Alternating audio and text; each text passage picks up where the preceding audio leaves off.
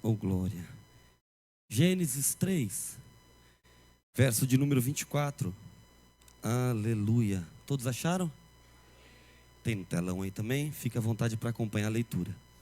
O texto diz o seguinte: e havendo lançado fora o homem, pôs querubins ao oriente do jardim do Éden, e uma espada inflamada que andava ao redor, para guardar o caminho da árvore da vida. Vou ler mais uma vez.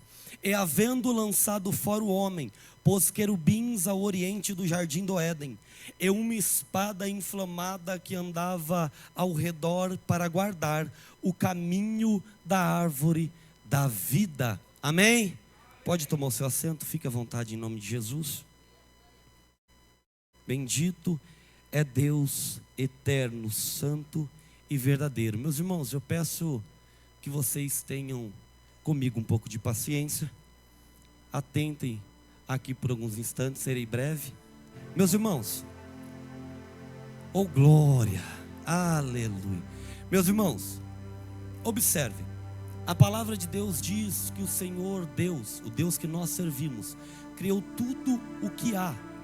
Ele criou céus, Ele criou terra, Ele criou astros, Ele criou o ser humano, Ele criou a relva, os animais.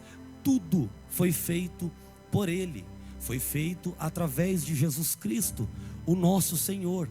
E sem Ele nada do que foi feito se fez, pois Ele estava presente na criação. Mas observe que Deus, Ele vai criar algo lindo, perfeito, bom aos olhos do Senhor, daquilo que não havia nada, porque a palavra diz que era algo sem forma e vazio. Aquilo que não tinha forma, não tinha formosura, Deus vai criar algo que é tão bom, que a palavra vai dizer que aos olhos dele, aos olhos do nosso Deus, o Deus Criador, poderoso, aquele que é onisciente, onipresente, onipotente, aquele que detém todo o poder, aquele que conhece cada astro e cada estrela pelo seu nome, ao ponto de ser tão bom, que foi bom aos olhos dele. Não está dizendo que foi bom aos olhos do homem, foi bom aos olhos de Deus. E Deus agora decide criar um ser à sua imagem e semelhança. Deus olha e diz: façamos o homem segundo a nossa imagem e semelhança. E Deus viu que era muito bom. Ora, muitas das vezes você e eu podemos olhar para o lado, podemos olhar para alguém e dizer: como pode essa pessoa ser escolhida por Deus? Ou olharmos para dentro de nós mesmos e dizer: como pode eu, falho, fraco e pecador, ser escolhido por Deus? A resposta está em Gênesis: você fora feita à imagem e semelhança de Deus. Você não veio ao mundo por um acaso. Você não veio ao mundo por causa de um relacionamento, ou de um sonho da sua mãe ou do seu pai, não. Você veio ao mundo porque antes mesmo da fundação do mundo, Ele já tinha sonhado com você. Eu vou dizer mais uma vez: antes mesmo da fundação do mundo, Ele já tinha sonhado com você. A ponto de que a Bíblia diz que antes da fundação do mundo, o Cordeiro já havia sido dado, para que você pudesse estar aqui hoje. O Cordeiro foi dado antes da fundação do mundo. Jesus, na cruz, mesmo antes da fundação, já tinha sido traçado o seu destino, o seu sacrifício, para que você pudesse ter o direito de entrar dentro dessa casa, sentar nessa poltrona que, meu Deus, toda vez que eu sento aqui ela me abraça e dá vontade até de dormir, é bom demais.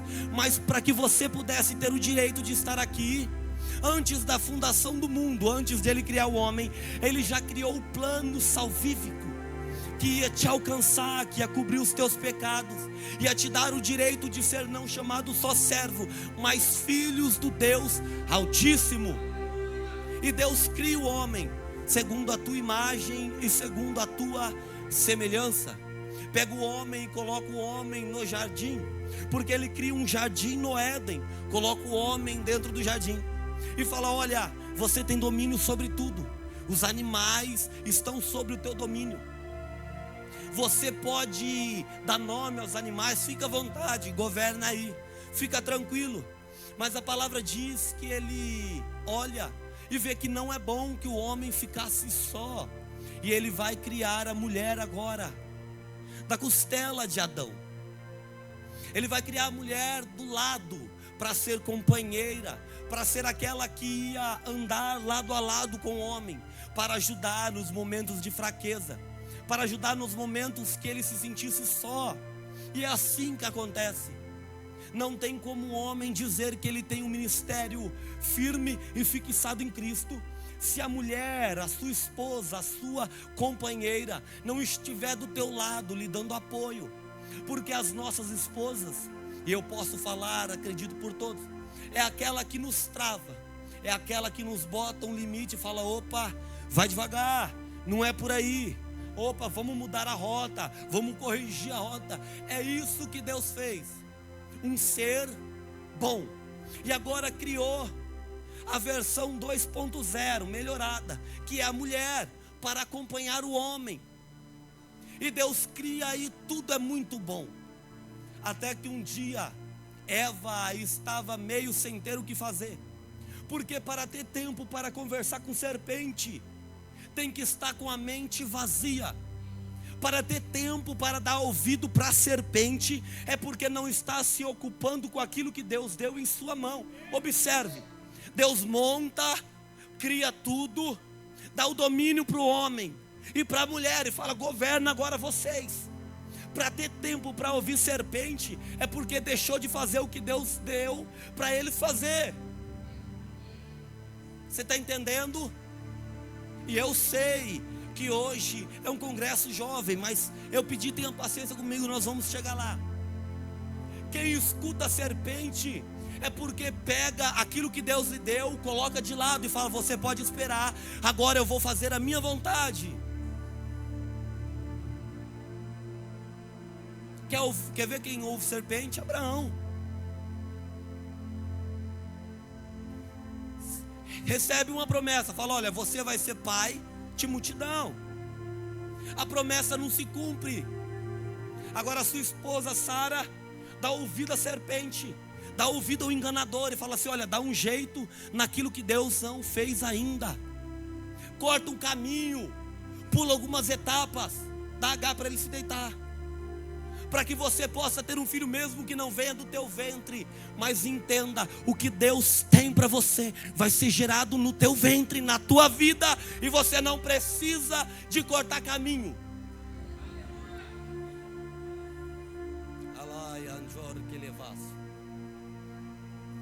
Eva tem tempo sobrando, vai escutar a serpente, vai pegar da árvore do conhecimento, vai levar o seu marido e fala assim: olha, vamos comer juntos.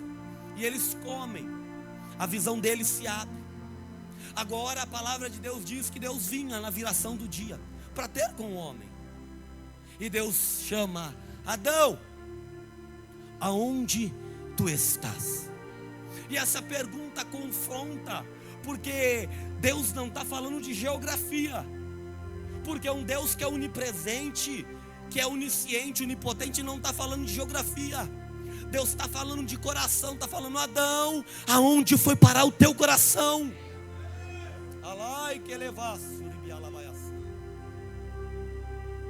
Aonde tu estás, Adão? Adão, todo envergonhado, fala: Senhor, eu ouvi que o Senhor estava passeando pelo jardim, e eu temi, eu fiquei envergonhado. Por quê? Porque eu estou nu. Deus olha para ele, olha para Eva. Para que cortar caminho? Para que desobediência? E é uma palavra que vem para os jovens. Vida com Deus começa com não, não comerás. Vida com Deus depende de você deixar os teus desejos, as tuas vontades, negar a si próprio. Aí sim, depois de negar a si próprio, você tem o direito de tomar a cruz e seguir a Ele.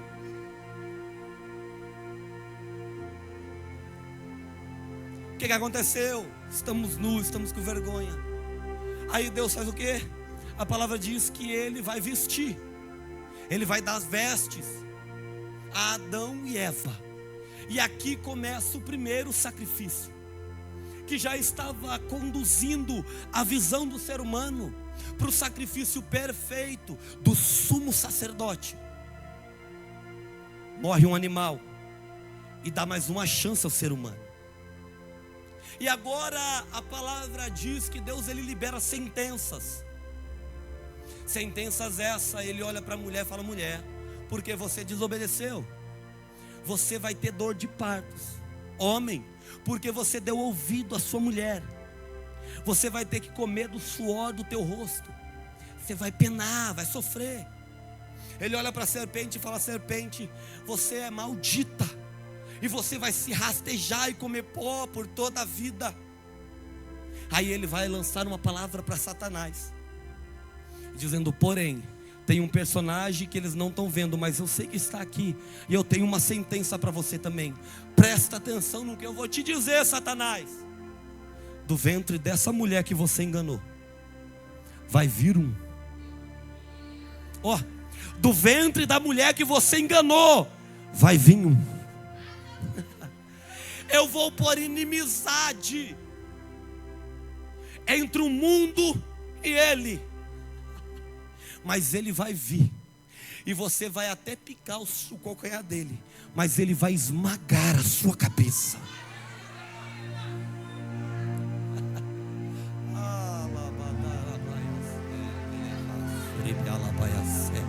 Eu tenho uma palavra para a sua vida. O Jesus da cruz, Ele está vivo. Satanás está debaixo do pé dele. Sabe por quê? Porque os inimigos dele são escabelo dos teus pés, estão abaixo do pé dele. O teu Cristo não perdeu, o teu Cristo não morreu. A cruz está vazia, o sepulcro está vazio. Mas João diz que o trono está ocupado.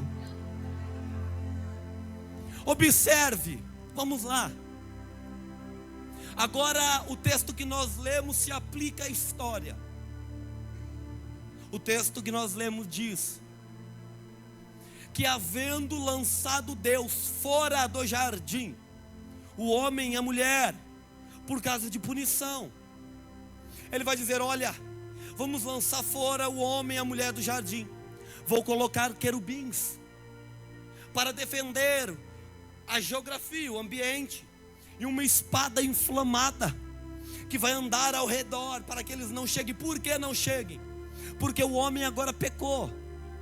O homem comeu do fruto do conhecimento. Se ele comer do fruto da vida, ele vai ter vida eterna em pecado. E sem sangue não há remissão de pecado. Não pode viver eternamente em pecado. Então faz o seguinte: aqui a gente vai mudar. A rota do ser humano mudou, não porque eu quero, mas porque ele quis, porque ele desobedeceu. Entenda algo que é importante, de suma importância para a sua vida. Samuel, quando ele vai falar com Saul, ele olha para Saul, e foi louvado aqui hoje, que nós temos que ser a geração do pasto, a geração que é segundo o coração de Deus. Sabe por quê? Davi pecou mais do que Saul em quantidade. Saul desobedeceu, foi lá, guerreou, trouxe o rei preso, era para matar todo mundo, trouxe despojo de guerra, e uma vez sacrificou sem ter o direito. Davi adulterou, foi homicida, enganador. Davi foi artiloso ao ponto de trazer o homem para a sua casa, para ele deitar com a mulher, para ele não se responsabilizar pelo seu problema, pelo seu pecado. Só que a Bíblia diz que Deus rejeitou Saul. Só que Davi era um homem segundo o coração de Deus. Porque o detalhe não é em tanto que peca. E eu não estou falando que você pode pecar, me entenda, por isso que eu pedi para vocês terem paciência comigo. Não estou dizendo que você tem o direito de pecar. Eu estou dizendo que a diferença entre Saul e Davi é que Saul sentia remorso. Saul tinha medo do resultado do seu pecado.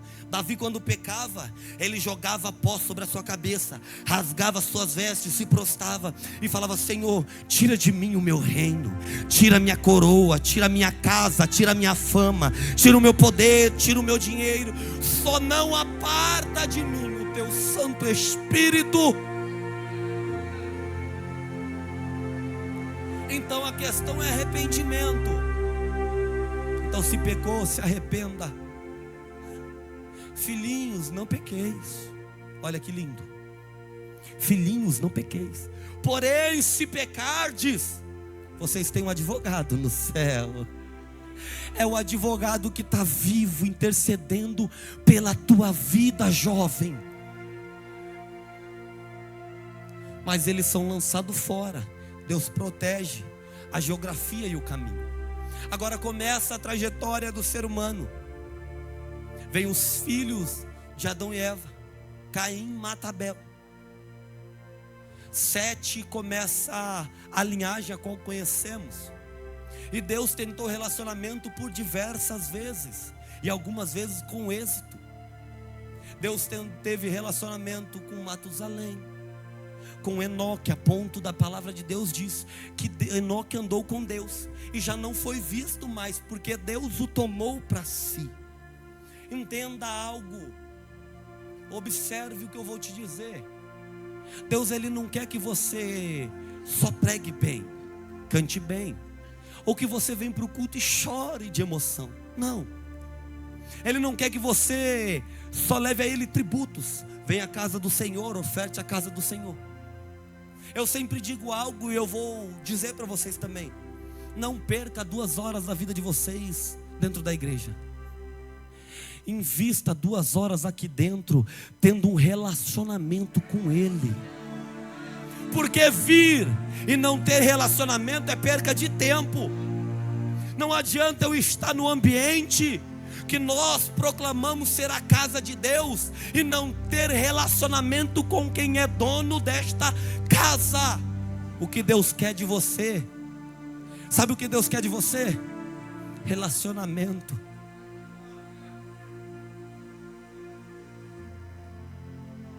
Sabe o que é relacionamento? É quando você está triste e precisa contar algo para alguém. Se você não pega o celular, liga o WhatsApp e manda mensagem para A, para B e para C. Você faz o que Jesus falou: entra no teu quarto, fecha a porta atrás de si, após si, e fala assim: eu vou falar com aquele que me entende.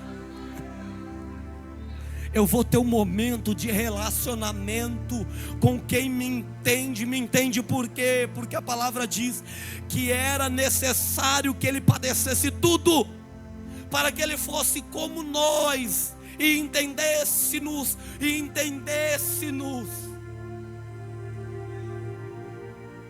Relacionamento é ele não ser opção, uma segunda opção. Relacionamento não é Deus ser a sua última opção.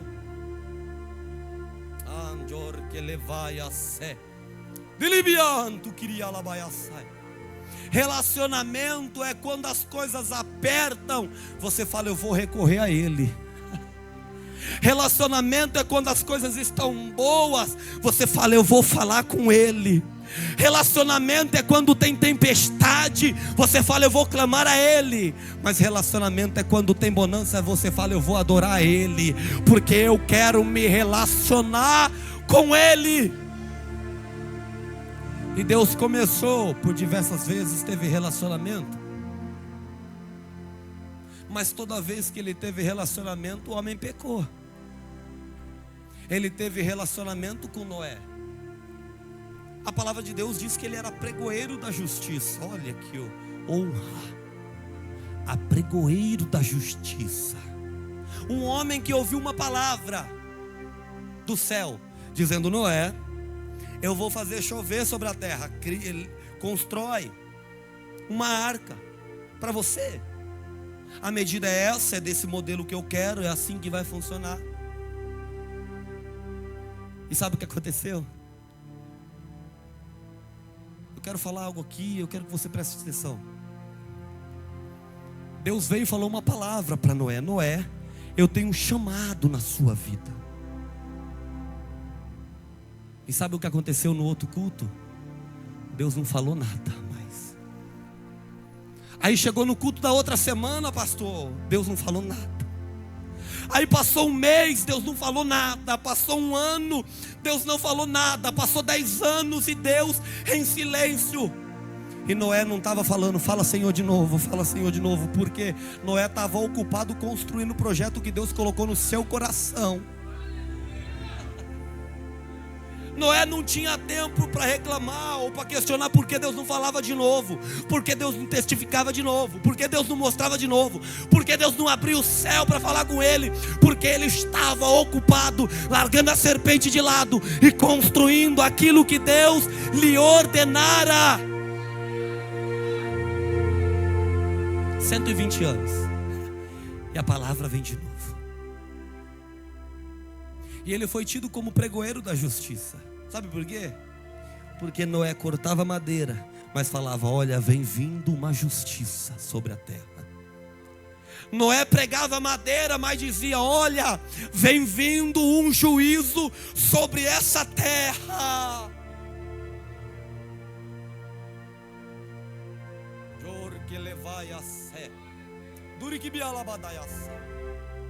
Sabe o que é isso? É nós louvarmos a Deus, edificarmos essa casa, deixar tudo bonito. Mas os pastores estão a todo tempo dizendo: vem uma justiça sobre essa terra. E Deus continuou tendo relacionamento. Vamos dar uma apertada. E teve relacionamento com Noé, e teve relacionamento com Abraão. Mas Abraão mentiu. Com Isaac, Isaac seguiu os passos do pai, mentiu. Teve com José, que também pecou. Teve com Jacó, que foi tido como um enganador, aquele que suplanta, e tomou para si aquele nome e fez exatamente o que o nome lhe dizia a seu respeito. Ele pegou o que não precisava, aplicou na vida dele e falou: se eu sou, eu faço. E Deus continuou tendo relacionamento, mas havia uma promessa de Gênesis 3:15, que viria um, que da semente da mulher viria um. Passou-se a história, vieram juízes, reis, profetas e sacerdotes. E eu imagino que toda vez que se levantava algo em grande, Moisés, um libertador, de repente Satanás olha para Moisés e fala: será que é esse cara? Será que a promessa, será que a palavra lá no jardim vai se cumprir agora? Aí ele ficava acompanhando, Moisés peca, fala: não pode ser ele, porque ele tem que ser perfeito, sem pecado. Passa mais um, ele olha e fala: não, esse pecou, esse pecou, esse pecou, esse pecou e esse pecou. E passam-se vários homens por toda a história. Mas um certo dia, havia um homem na margens do Rio Jordão, e ele ia batizando, e ele dizia assim: olha, eu vos batizo com água. Ele olhava e dizia: raça de víbora, quem vos ensinou a fugir da ira vindoura? Aí vinha um, ele olhava e falava assim: tu é cobra, mas ele pode te mudar. Eu te batizo com água, e levanta e vai embora. Vinha outro, ele falava assim: olha, tu não presta não, só que vem aqui, tem água para você também. Batizava, levantava, falava: agora a vida é diferente. Vinha outro e falava: mas eu peco. Fala: não tem problema não, vem que deita aqui nessa água, levanta, vai, não peque mais. E ele estava batizando, e ele ia dizendo e falava assim: olha, eu vos batizo com água, mas virá um.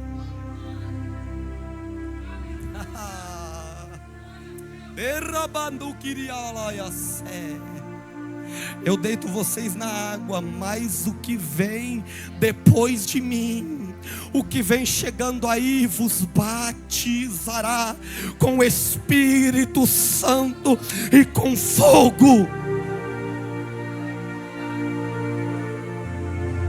E Ele está batizando e dizendo: vem vindo um. Ele está batizando e dizendo: vem vindo um.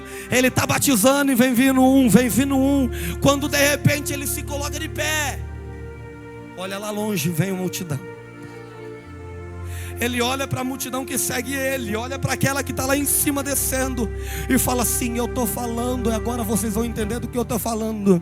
Aí vem o Cordeiro de Deus que tira o pecado do mundo. Eu estou batizando com água, Ele está chegando, Ele está chegando.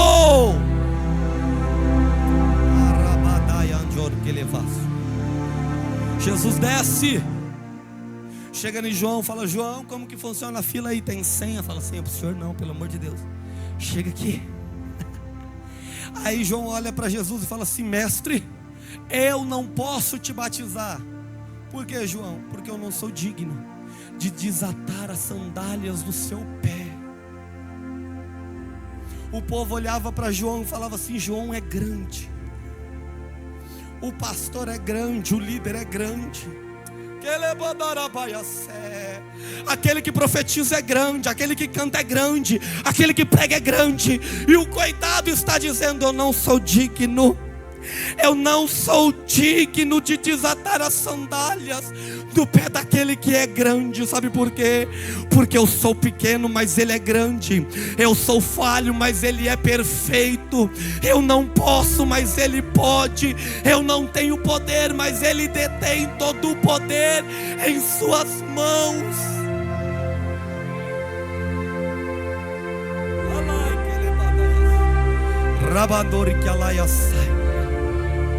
João está dizendo assim: olha, vocês não estão entendendo, eu sou limitado.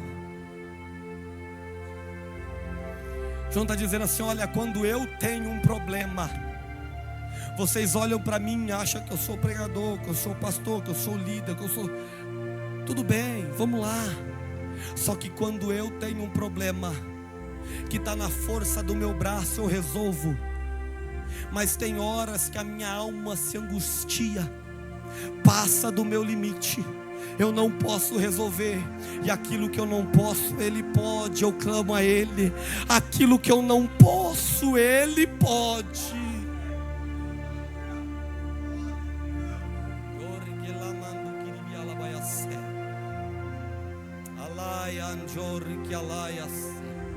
Jesus começa seu ministério. Vou encurtar, nós vamos encerrar. Jesus começa seu ministério, ministério de poder, de prodígio e maravilha. Se Jesus passasse e tivesse um cego, Ele enxergava. Se Jesus passasse por um caminho e tivesse um endemoniado, Ele vinha correndo, se jogava e dizia assim: o que temos contigo, Nazareno? Veio nos atormentar antes da hora, falando: não tenho papo contigo não, sai fora, vai para lá. Aquele que não era liberto ficava liberto, aquele que era doente ficava curado, aquele que estava prostrado, lançado no chão, ficava de pé, aquele que era cobrador de imposto, cheio de erro, de repente olhava para ele e falava assim: mestre, eu quero te servir se for necessário, e se eu fraudei alguém, eu devolvo 4 vezes mais, porque a tua presença invade a minha vida. O teu olhar faz que eu me arrependa daquilo que eu fiz.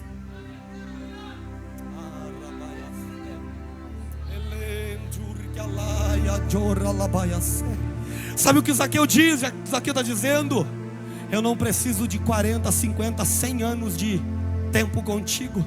Eu preciso é ter relacionamento. Basta 2 horas de jantar, basta eu estar na mesa olhando para o teu olho, a tua face me confronta e muda a minha vida. Aquilo que era errado eu não quero fazer mais, aquilo que eu pensava eu não quero pensar mais, porque eu quero me relacionar contigo.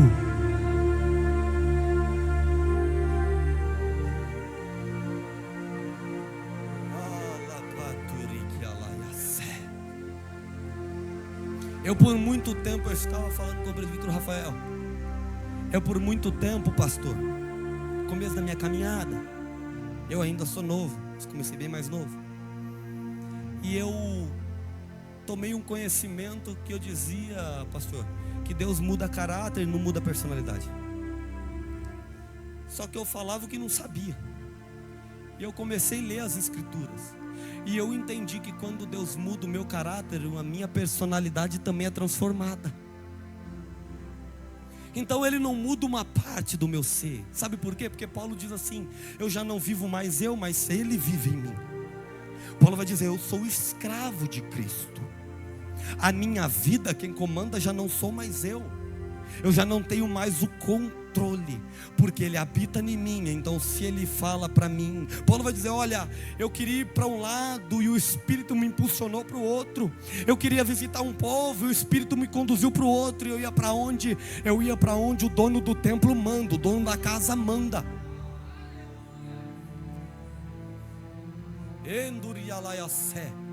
Quem aqui é morada do Senhor? Levanta a mão, quem aqui é morada do Senhor? Oh glória, aleluia. Aí eu faço uma pergunta para você, pastor, com todo respeito: quem manda na sua casa? Na sua casa real, lá, é o Senhor? Eu vou perguntar de novo: quem aqui é morada do Senhor? Quem tem coragem de levantar a mão? Quem aqui é morada do Espírito Santo? Acabou a coragem? Quem aqui é morada do Espírito, levanta a mão. Aí eu pergunto para vocês: quem manda aí nessa morada?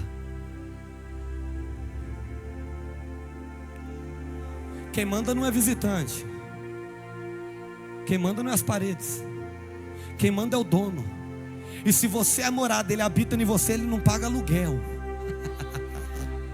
Ele não está morando de favor, Ele é dono. Você é propriedade comprada por sangue na cruz do Calvário. Então quem manda na tua vida é Ele. Quem decide o teu caminho é Ele. Quem trilha os teus passos é Ele. Quem comanda os teus pensamentos é Ele. Quem diz para onde você vai é Ele. Quem fala onde você tem que chegar é Ele. Quem tem a última palavra sobre a tua vida é Ele.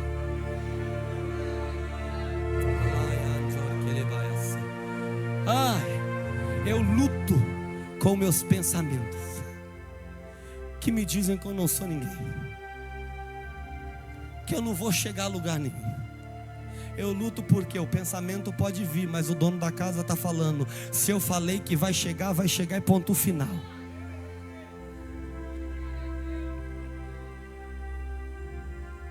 Não é? Ó, por que te abates, ó minha alma, dentro de mim?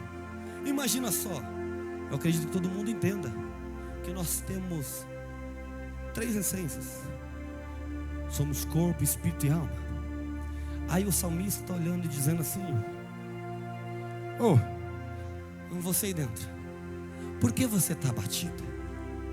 Por que está abatido a minha alma? Por quê? E a alma está dizendo: olha, a luta está grande. O Senhor falou que eu ia chegar e eu não cheguei. O Senhor disse que ia realizar, mas não realizou. Deus fez uma promessa pelo profeta, pela profeta, na palavra e no louvor, mas não cumpriu. É a alma angustiada, vaso, falando: olha, eu não aguento mais porque as promessas não se cumprem. E ele está olhando dizendo assim: por que te abate, ó minha alma? Espere em Deus. Tenha equilíbrio, minha alma. Por quê? Porque eu ainda o adorarei.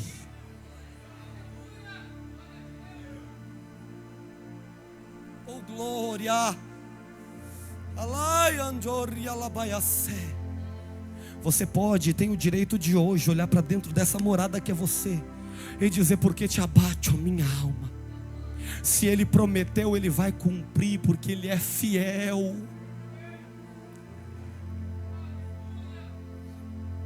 E Jesus continua o seu ministério, continua realizando milagre, prodígio e maravilha.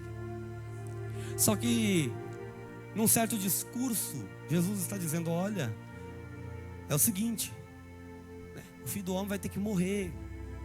Olha, o sinal, como o sinal do profeta Jonas, 3 dias no ventre do grande peixe.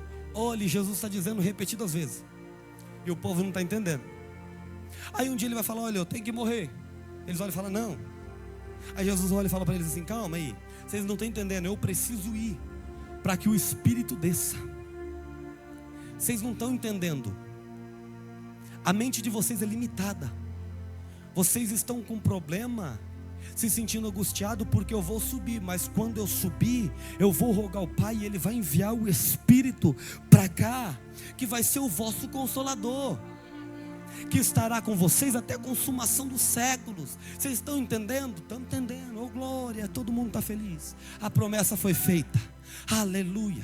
Chega um dia, Jesus olha e fala assim: olha, prepara lá uma ceia, vamos ceiar. Todo mundo senta para ceiar, os discípulos, né? Não ainda apóstolos, e vão ceiar.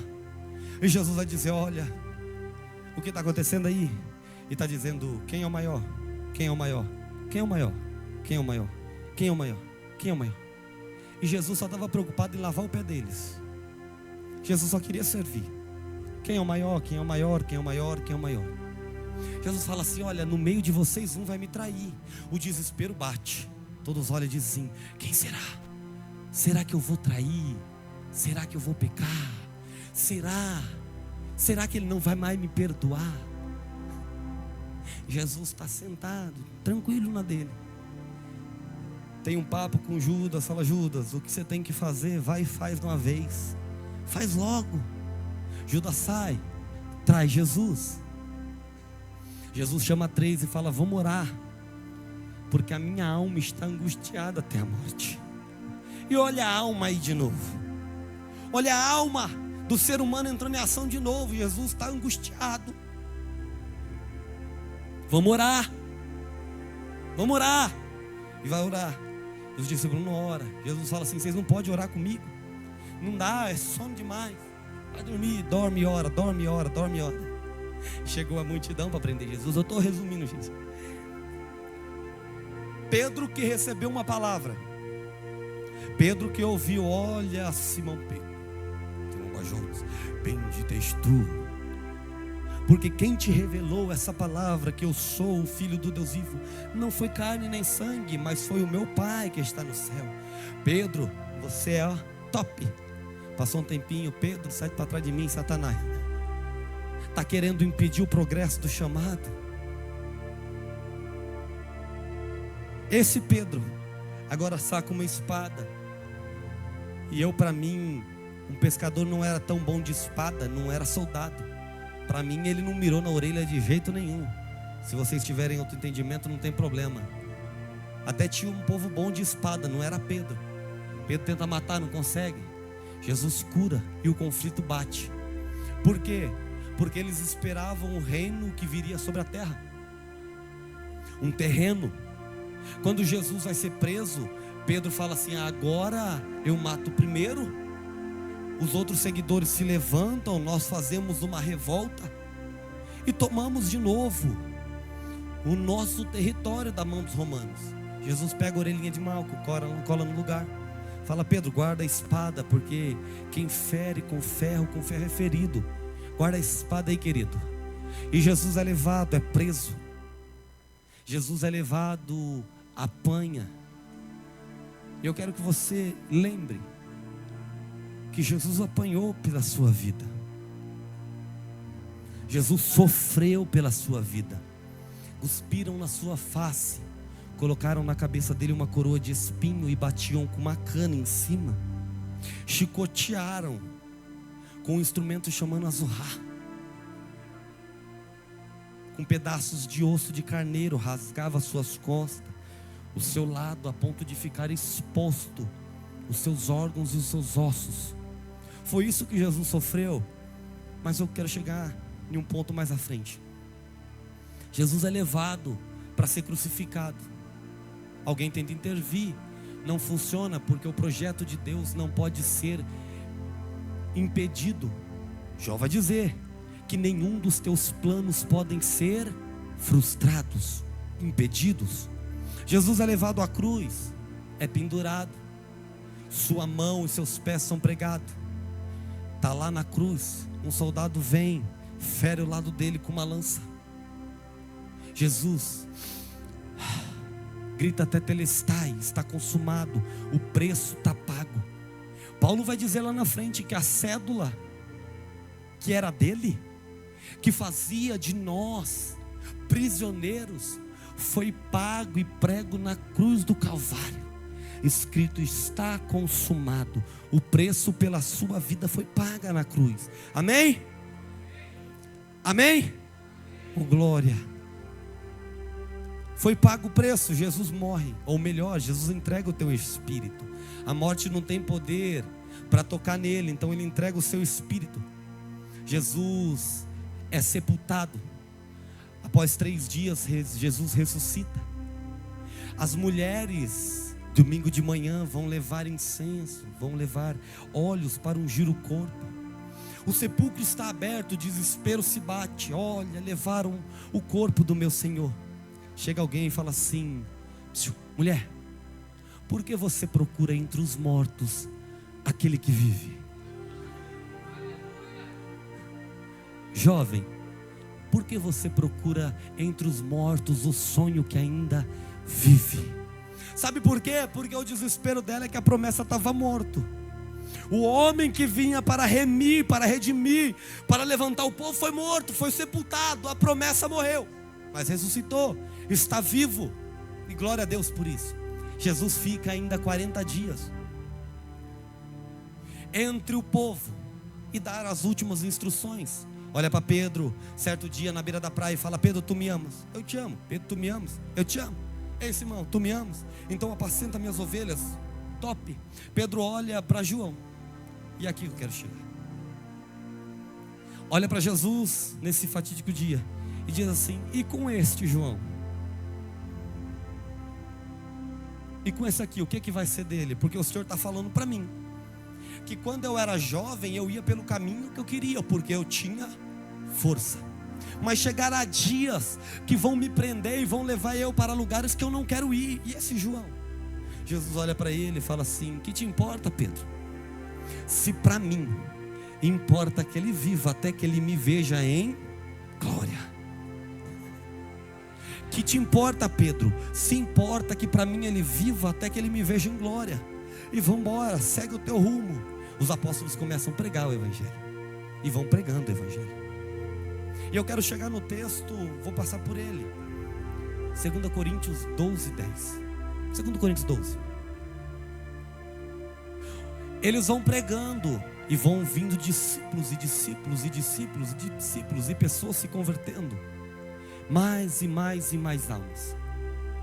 Só que aproximadamente entre ali o ano 60, 66, tinha um homem que Jesus olhou para outro e disse assim: que te importa que ele viva até que ele me veja em glória? E ele vai dizer assim lá em Apocalipse, no capítulo de número 1: eu, João, que também sou vosso irmão e servo de Jesus Cristo, eu compartilho com vocês o sofrimento, a perseguição e a dor que o evangelho nos traz, o peso da responsabilidade. Estava eu em Patmos, na ilha de Patmos, e eu fui levado em espírito. E quando eu cheguei aonde o Espírito me conduziu, alguém olhou para mim e disse assim: João, o que tu vê, tu escreve. O que tu vê aqui, o que você ouvir, você vai escrevendo. Por quê? Porque você vai ouvir coisas que estão sendo e coisas que ainda virão. Começa a revelação do Apocalipse. E João, ele vai escrever coisas que Paulo vai dizer que é inefáveis em 2 Coríntios 12. Enquanto Paulo disse assim: olha, eu conheço um homem, não sei se em corpo, em espírito, não sei o que aconteceu. Foi um negócio que nunca ninguém tinha vivido. Eu não sei como foi. Ele viu coisas que são inefáveis. Não pode se dizer, não tem como explicar. João, que é levado, quando olha para ele, o anjo olha para ele, e já antes dele ele dizer qualquer coisa, fala: olha, o que você está vendo, você escreve. E João começa a escrever. E João começa a escrever.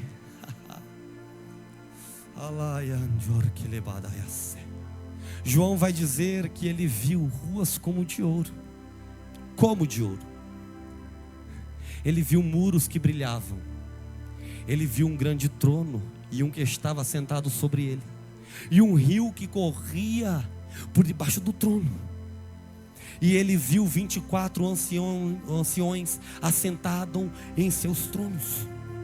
E esses anciões pegavam a sua coroa, lançavam no chão, olhavam para aquele que estava no trono e dizia: Santo, Santo, Santo é o Senhor dos exércitos.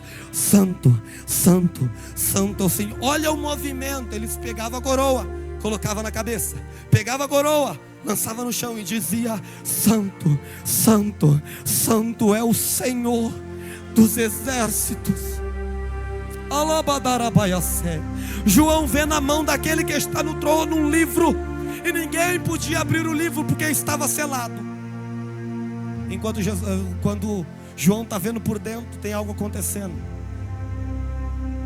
A palavra diz no Salmo que vem chegando alguém num portão, e alguém do lado de fora grita: levantai as vossas cabeças, ó portais, levantai as vossas cabeças, porque vem chegando o Rei da Glória. Alguém do lado de dentro, ó, está chegando alguém do lado de fora, o portão está fechado.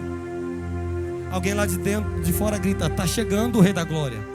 Lá de dentro alguém grita: quem é este Rei da Glória? Quem vem de fora diz: é o Senhor dos exércitos. Poderoso na batalha, que nunca perdeu sequer uma guerra, uma batalha.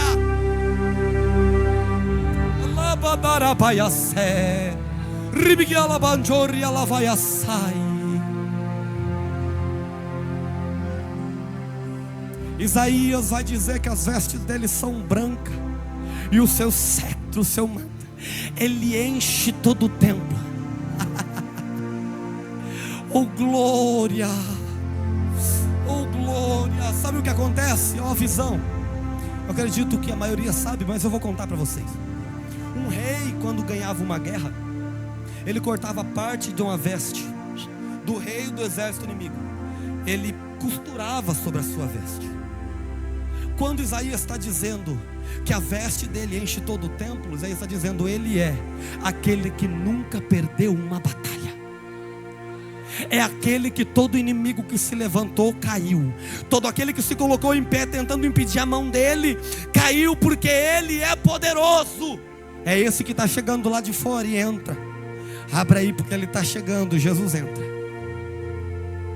Agora João vê o cordeiro que foi morto, mas reviveu. Ele olha para ele e fala: João, eu sou aquele que estive morto. Alando kiribi alabaiassé. Ele está dizendo: João, eu sou aquele Jesus que outrora você viu pendurado numa cruz, no madeiro, sangrando e sofrendo. Eu estive morto, mas eu estou vivo.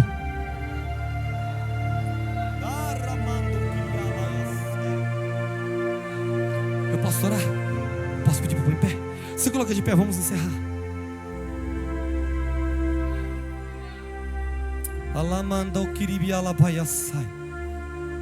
Olha,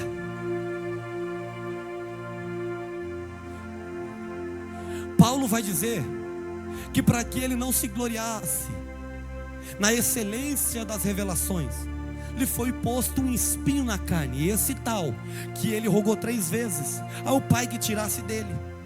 E Deus olhou para ele e falou: não tiro, mas a minha graça te basta.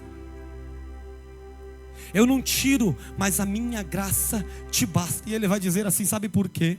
Eu me glorio nas fraquezas, porque é ali que o poder dele se aperfeiçoa na minha vida.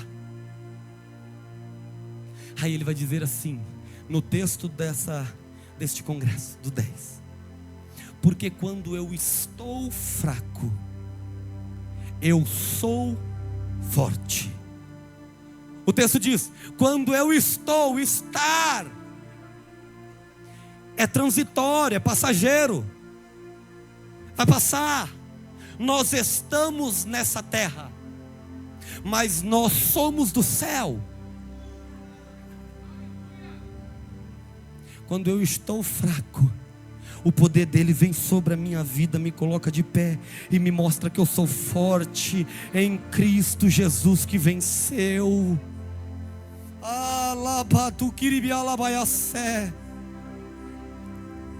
Agora, para a gente encerrar, Apocalipse, no capítulo de número 2, vai dizer que João começa a escrever uma carta, e a carta que ele escreve é a carta a Éfeso, e ele vai dizer assim nessa carta: aquele que for fiel, aquele que for fiel, dar-te-ei do fruto da árvore da vida que está no paraíso de Deus. Eu dei essa volta para te falar o seguinte: o homem caiu no jardim, e Deus impediu o caminho dele, do homem, meu e seu, até a árvore da vida. Mas Jesus, certa feita, quando em terra, ele diz assim: eu sou. Eu vou falar de novo, a gente vai orar e vou encerrar. Deus invalida o caminho, fecha o caminho, coloca querubins e uma espada para defender o caminho da árvore da vida. Mas Jesus, certa feita, disse: eu sou o caminho, a verdade e a vida. Aí lá em Apocalipse, João escuta dizendo assim: olha, aquele que for fiel, eu vou dar do fruto da árvore da vida. João está ouvindo Jesus dizendo: o caminho foi fechado, mas eu sou o teu caminho, João. Você vai ter acesso ao fruto da árvore da vida. Ela mandoria labaiaçé. Alai anjor que levácio. Feche teus olhos. Ele está dizendo: se você está sentindo depressão, eu sou o caminho da cura. Se você está com ansiedade, eu sou o caminho. Se você já não vê saída, eu sou o caminho. Se você pecou e não sabe o que fazer, eu sou o caminho. Se você se sente fraco e não consegue chegar onde eu falei, eu sou o caminho. Se você acha que não vai vencer, eu sou o caminho. Eu sou o caminho. Rabalabandu kirialabaiaçé. Ele é o caminho de volta à intimidade com o Pai. Feche teus olhos, vamos orar. Vai falando com o Senhor aí. Aproveita esse momento, fala com o Pai. Arabandu que levassurialaiaçé. Ele está dizendo: eu sou o caminho que te leva para perto do meu Pai. Eu sou o caminho que te leva de novo para a intimidade. Eu sou o caminho que te leva na profundidade do meu Espírito. Senhor, meu Deus e meu Pai, estamos na sua casa para te louvar e engrandecer ao teu santo e poderoso nome.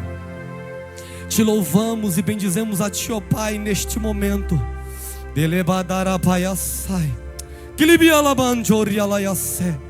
Senhor, neste momento eu lhe faço um pedido particular. Traga à memória da tua igreja aquilo que traz esperança. O Senhor é a nossa esperança.